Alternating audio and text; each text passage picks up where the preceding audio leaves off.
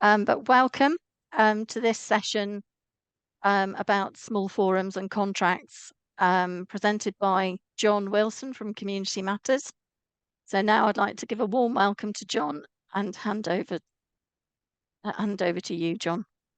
Thank you very much. Good morning, everybody. Nice to see everybody. And likewise, yeah, some faces and people I actually know. So we're going to talk about this whole thing about small forums and contracts. And we're really concentrating on those forums that haven't become incorporated. And I'll explain that in just a minute. So what those that are really just constituted groups. But I will cover, for those that have incorporated, I'll have a bit of a chat about that as well. So what is a constituted group? That is a group of people who get together to do good things. That's it. Nothing more clever than that. It's where most forums start. The point always to remember is that within that group, it just has a constitution. It's not registered with anybody. Everybody, so that is its committee, its steering group, if you like, all of the members, they're all what is called jointly and severally liable. That means if something goes wrong, they're either all liable, so every individual member is liable, or maybe just a smaller subset of those members will hold the liability or can be chased. The absolute key thing to remember, the organisation, so your forum, does not exist legally in its own right. So it doesn't exist. It's just that grouping of individuals who are there. So people like public bodies, so your local authority, the health authority, they're unlikely to offer a forum a contract if it doesn't exist legally, because obviously they can't have a contract with it. So this is the start point for this discussion. Here we go. If you are in that place, you are just that constituted group. As we said, remembering liability doesn't just rest with the steering group. All of the members are liable when something goes massively wrong. The point to make is that it probably will be the steering group in the first instance. They are the most visible people. They would be in the firing line. This sort of group can purchase something called trustee indemnity insurance. Might be useful. However, the thing about the insurance is it doesn't cover the group if any of that committee or its members had been negligent. And usually that's why you get into trouble, because somebody's done something they shouldn't have done without asking advice. But that might be a bit of a shield for you if that is the case and you are in that position. The key contract we always talk about for this is employing people. Do you have staff? Do you have people either who you employ or who may be self-employed? Doesn't matter which we're talking about here. Remember, as the forum doesn't exist legally, it can't employ staff because there is nobody to employ them.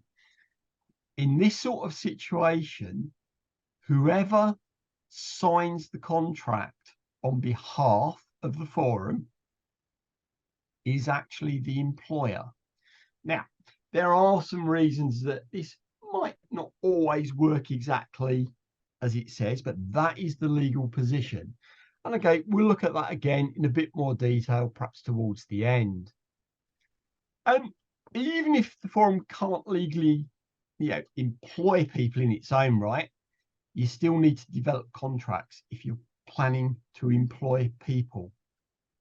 Now, in terms of paying somebody to do work for the forum, it would be obviously much safer in that position to contract somebody who is self-employed or a freelancer.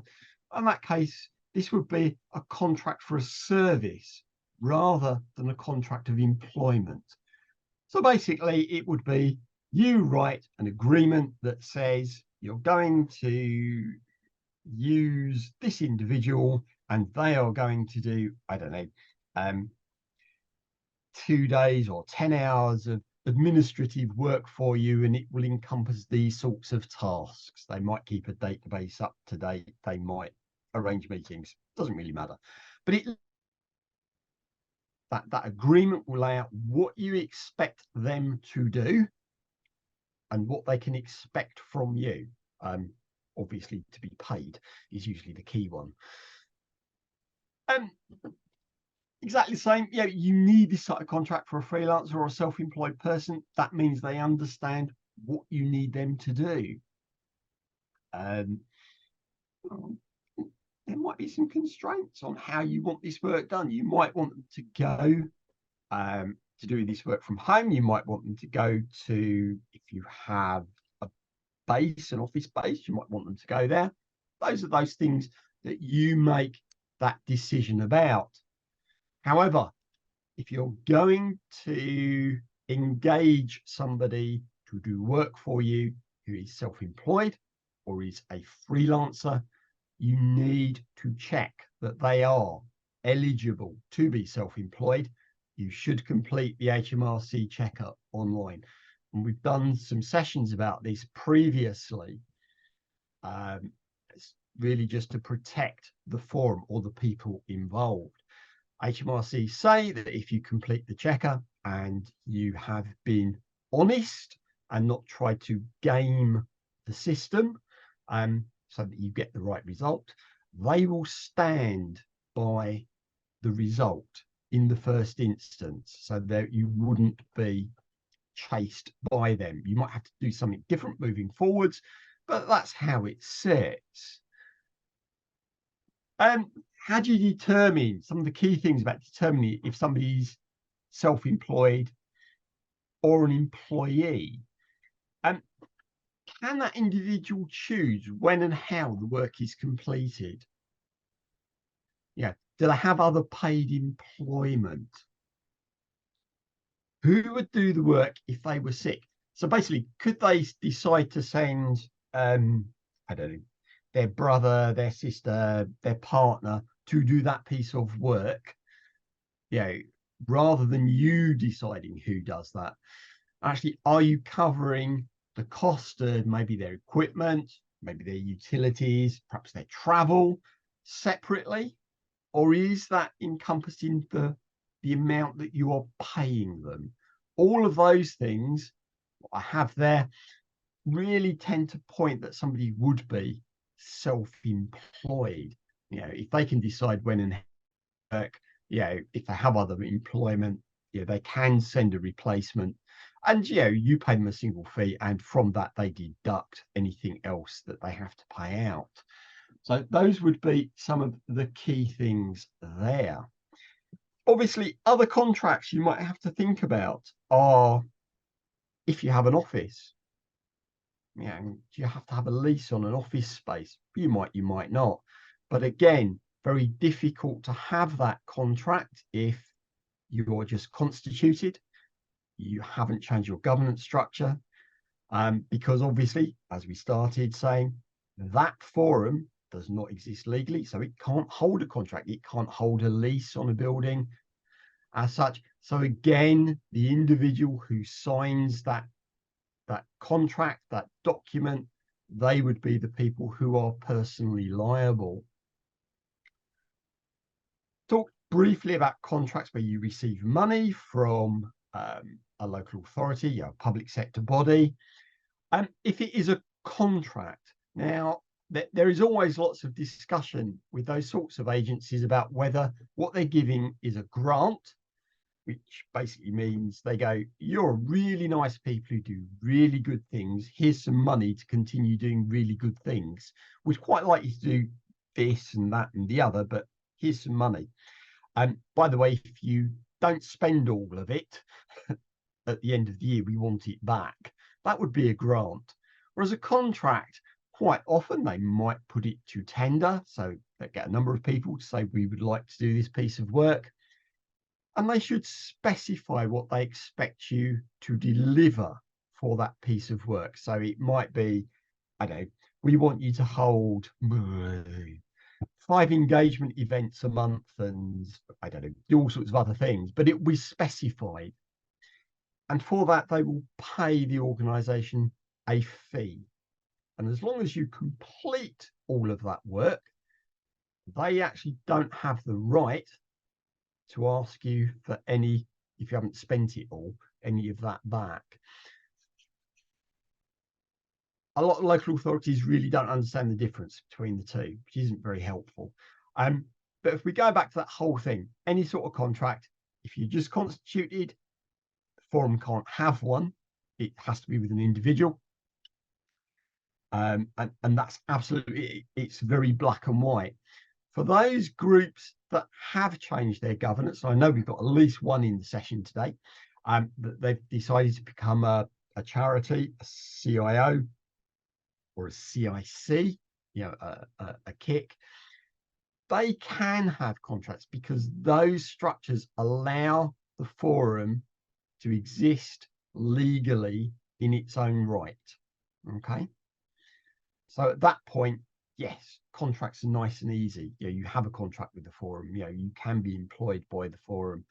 That takes away that issue of personal liability for the people involved. And this must be one of the fastest sort of online webinars because, yeah, it is quite cut and dried about what you can and can't do. So at that point, we're going to go to any questions.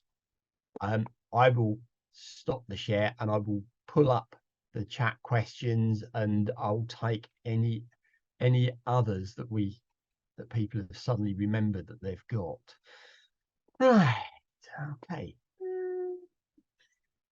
Right. Okay. Somebody's already posted a link to the checker. That's good. Thank you very much. And there is nothing else. Wow. I'll make it easy. If anybody wants to ask a question, just raise your hand. I'm quite happy with that, and I'll take those questions. Yeah, is that Kayla? You want to unmute yourself, ask your question. Hi, yeah, I was just curious, you know, you're saying we don't exist in the legal right. If someone threatened to sue us for membership discussions on, say, Facebook, for instance, where would we stand and who would they be trying to sue as such? Okay, if they do that, yes, they would. In effect, they would. The legal reality is they would sue the entire membership. Right.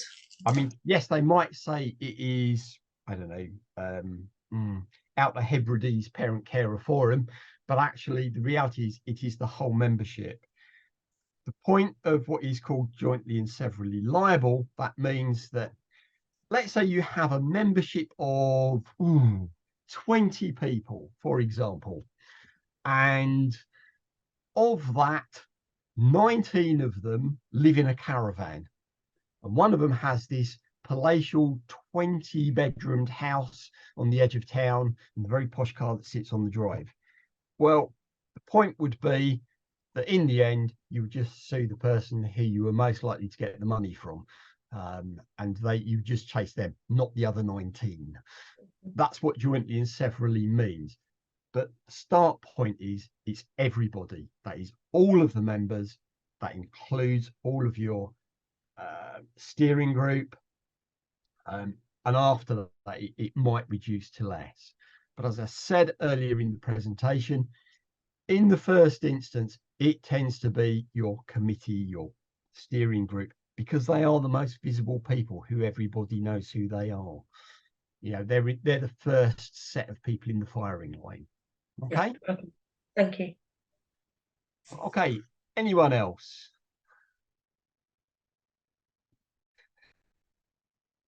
Seems very quiet.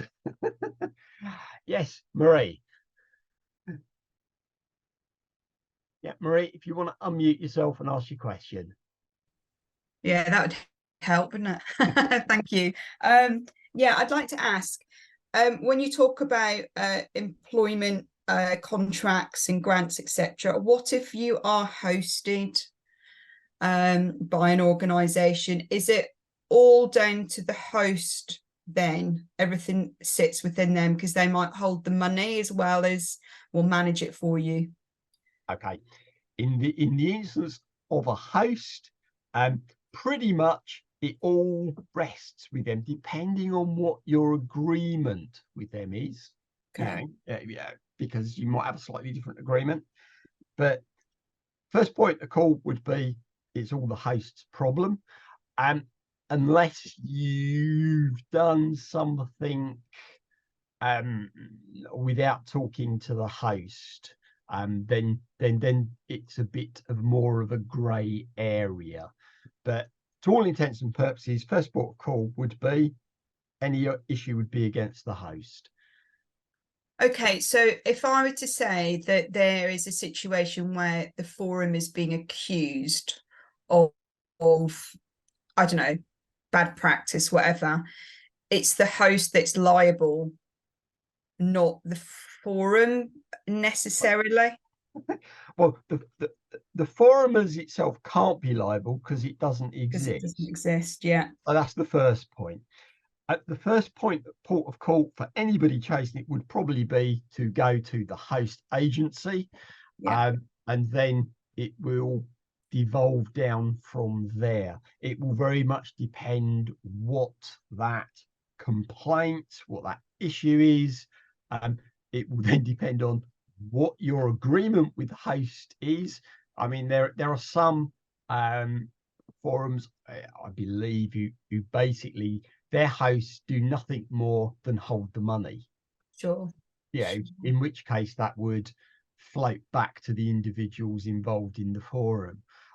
If the host does more, so it employs staff on your behalf, then more of that responsibility will sit with the host.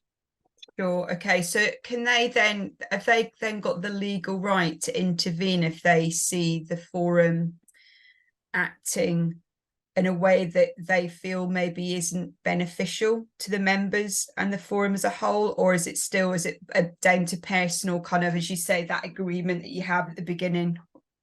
It will very much become down to that agreement.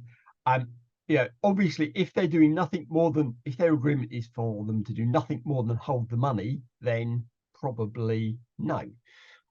If they are doing more than that, then yes, because in part they would have to protect, let's call it their reputation and their good standing. So they would be in a position to do that. Okay, and that's something that you can always renegotiate, can't you? I mean, as the forum, as you say, doesn't exist as such, that there's always room for reevaluation and tightening up process and making sure that things are better and safer. And I would suggest that your start point always has to be your agreement with the host agency, and there should be something built into that allows the forum, however it exists, and that host to come together on a fairly regular basis and review how well that agreement works and whether there's a need to perhaps tweak it in light of discussions. How's that? No, that's helpful. Thank you. You're welcome, Marie. Okay. Aminta, I'm sorry if I've got that wrong. You can shout at me in a moment. No, you've got it right. So the trustee indemnity insurance. Yeah. If it doesn't really protect you in the way that you described it can't, what is it for? I need to be very careful about what I say. It's a good way for insurance companies to make money. But I mean, to be fair, it does provide some level of protection for that committee, that steering group, those trustees, but it won't protect them from negligence, and nothing will. If they've been negligent, they've been negligent, and that's it. They stand in the firing line. The point to make is always, if you are unsure, you should take advice before doing something that you can't take back, to make sure that you are on, you know, solid ground around your decision making.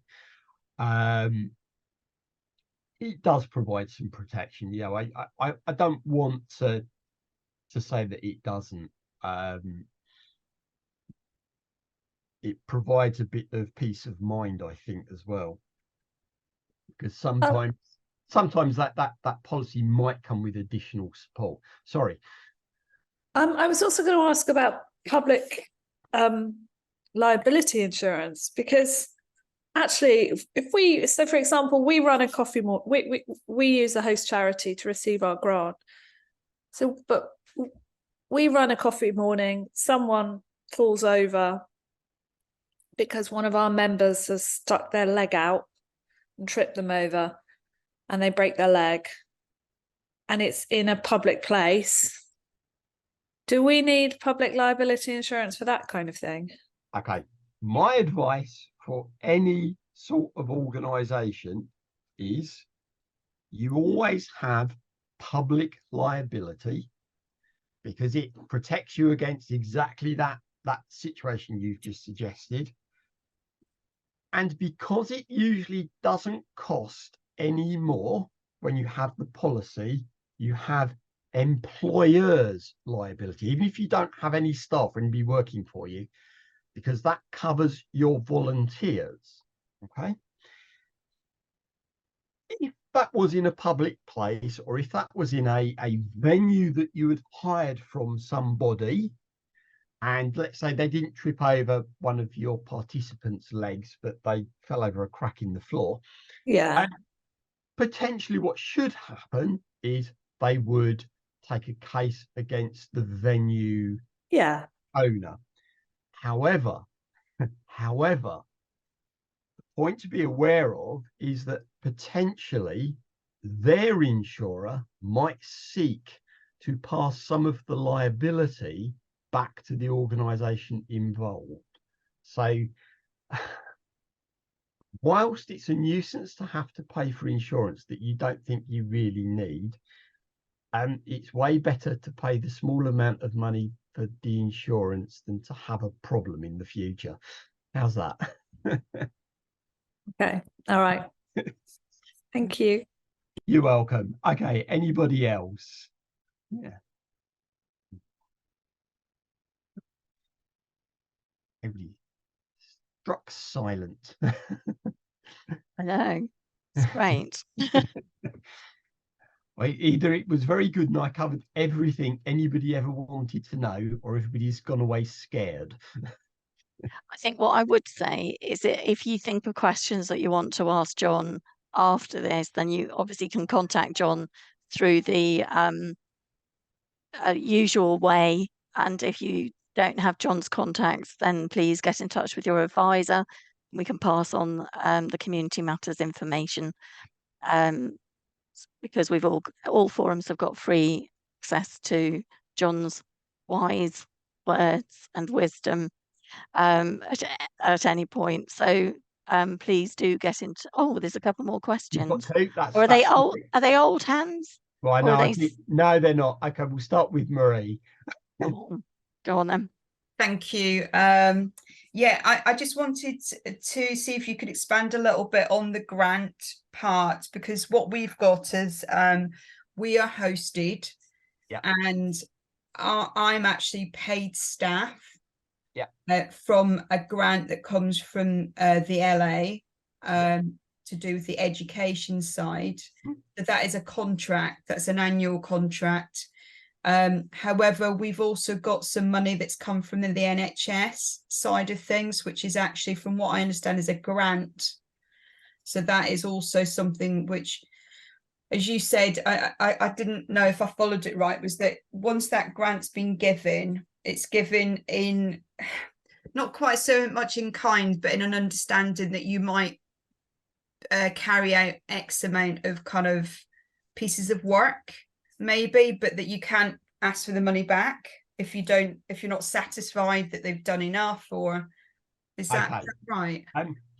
Now, the problem with this is that most people within the public sector use the term grant and contract interchangeably, Yeah, and I'm not very sure of what the difference is. yeah, The way I like to explain it is, and you might have to explain it to the person who gave you the money, yeah, get yeah, this in mind, that if it is a contract, yeah, imagine you're going to build an extension on your house, and you go to the builder and you say, I want you to build me an extension, and you agree a price. And that price will cover everything. Yeah, that will be the walls, the foundations, the roof, making it look nice inside, making sure it meets all the legal requirements. Okay. yeah, And you agree that you will pay them, think of a number, £20,000 to do it. You don't ask the builder, did he spend £2,000 on bricks and, I don't know, £10,000 on labour? And is there actually £5,000 left at the end of it that he hasn't spent, because that's actually his profit? But you had a contract with him, you agreed a price for the delivery of that extension. Okay. yeah, If it's a grant, the idea is you rock up and they go, ooh, you are really, really nice people. You do lovely things, and we want to help support you to do more lovely things. And here's a sum of money. And they might say, we would quite like you to use some of it to do this or that or the other. But technically, off you go. And quite rightly, they should ask you how you've spent the money and what you've done with it. And if you haven't spent it all, they would be quite within their rights to say, we want the bit you didn't spend back because you didn't spend it. Whereas with a contract, you should get to keep it. However, as I say, some local authorities put clauses into their contracts that say they can claw back any underspend. One large local authority in the north of England lost a court case over this. And it cost them, I think, nearly £500,000 to fight the case and what they were fined. And you would have thought that they would have then adjusted their contracts, but they haven't, or they hadn't when I left working for them. So yeah, I think you need to have a discussion with whoever's giving you the money to ascertain what they think it is, or what rights they think it gives them over what you're doing. How's that? yeah. No, it's really helpful. So I mean, for my contract, it's very clear. I mean, I've got to deliver quarterly reports. Yeah. So it's evidenced all the time that what I'm doing for that money. Yeah. The grant is a little bit more vague, and that's where I was wanting to know, was like, actually, if they really are not happy, or they feel that, you know, you've had this money for a long time, you haven't really done anything, they could actually genuinely ask for some of it back. Yes, they could. If you haven't spent it, if you haven't spent Sure. the money, yes. I mean, if you have spent the money and they're not happy with it, well, their recourse for that is not to give you another grant. Sure. That's what it should be. But okay? if there's no written, if it's not really in writing what that expectation was, you could almost suggest it was a bit of a gift, couldn't you? Yeah. yes, you could, but you might not get it again, I think. No, you have to say. Okay, no, that's really helpful. Thank you. You're welcome. Okay, Aminta. Hi. I think I might have forgotten my question. Oh yeah. Is there a portal like on Contact where there's recommended providers of insurance or training, or I mean, I know you can't probably really endorse, but in the same way as Contact has fledglings, is there some sort of contact insurance you can buy, or I don't know? I can't answer that question directly. I'll let Sarah answer that, and then I will give you some pointers. How's that? Lovely, thank you. I can let you know that there isn't anything on the contact portal, but we do have or I have, that's for sure, a list of insurance companies that forums can approach. And I got my list from the National Council of Voluntary Organisations, I think, from memory. So I can certainly send you that list, Aminta. That would be marvellous. Is the National Council of Voluntary Associations something you can be a member of? Okay, I could answer that. Yes, you can. Yeah, there are some things that you might find useful. It depends on how much income you receive about whether that actually costs you to be a member. In terms of insurance, the big two companies that do quite a lot of not-for-profit insurance are Zurich and Ansvar, and they both have specialist policies for small, very small organizations. Equally, if somebody is really desperate to go and look or get somebody to look at the market, there is a very good broker who is based in Sheffield, and nearly all they do is charitable work. And you can get in touch with me and I will provide the contact for you.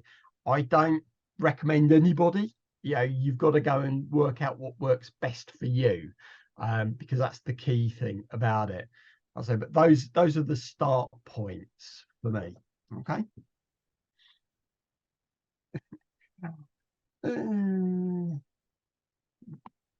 Thanks, John. Yeah, I think we may have got to the end of the questions, unless there's anyone else. Yeah, well, okay, something from Sarah. And yeah, I would say you do definitely need to revisit your insurance on a fairly regular basis. As I say, no doubt Sarah can send you the list that she has from NCVO. I'm going to be quite nasty here and go, NCVO do receive funding from a number of the insurance companies.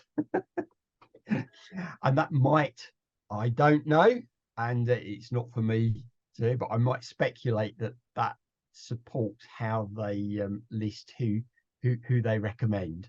How's that? But yeah, the big companies are fairly well known. So unless you're doing something very niche, and there is actually a couple of niche companies who do insurance for community buildings, who we do some work with, and they will probably be on that list as well. Sorry, jumped all over you, Sarah. No, that's okay. That's fine. I was just going to put in the chat that I will make sure that the list of insurance companies is sent out to everyone who's registered for today's session. And I'll make sure it's got the two. I'll check that it's got the two that John mentioned in the list. And if we're really good, John might actually email me the Sheffield company. Yeah, I can add that in as well. So you've got a broker to go to. I will go and look it up. What I will say is that's where we get our insurance from. We've been using them for, I think, nearly 7-8 years. So yeah. Thanks, John. Whether you want to take that as a recommendation, I don't know. Yeah, I would say I don't recommend any of them either. But the other thing that you can do is ask on the LMPCF closed Facebook group which insurance companies forums use, and you'll get a lot of, I'm sure you'll get a lot of different responses, and you can ask them how much they pay, so you've got an idea of what it's going to cost you for budgeting. The LMPCF closed Facebook group is a mine of information. So, but I'll happily send you the resource anyway. Is that the end of the questions? I think it could be. Oh, hold on, we got another one. How do you join that group? It doesn't allow you to join. If you talk to your regional advisor, okay, they will introduce you to the person who manages on the NMPCF. Great. I can't remember who it is at the moment. Okay. Brain's gone. Thanks. Is that definitely the end of all the questions now? I think it is, unless anyone wants to shout out. Otherwise, oh, got another question. I can see somebody's hand there. I don't know who it is. Is it Marie again? Yep. Yeah, sorry, I was just giving a thumbs up Don't there. worry. Good. Oh, okay. Sorry, confusing you. Sorry. I saw something. Yeah, sorry. No, don't worry. That's absolutely fine. Well, thank you everyone for your participation, all your questions. And a huge thanks to John for his time today. I think that's been another interesting and ever enlightening session. Don't forget to complete the feedback that will come to you via email after the session closes. And we'll send the link to the to today's session, to the recording. It'll come out in a couple of days out to everyone who's registered, and we'll make sure that that resource about the insurance companies is included. Thank you everyone so much. And if that's okay with everyone, I'm going to end the session now.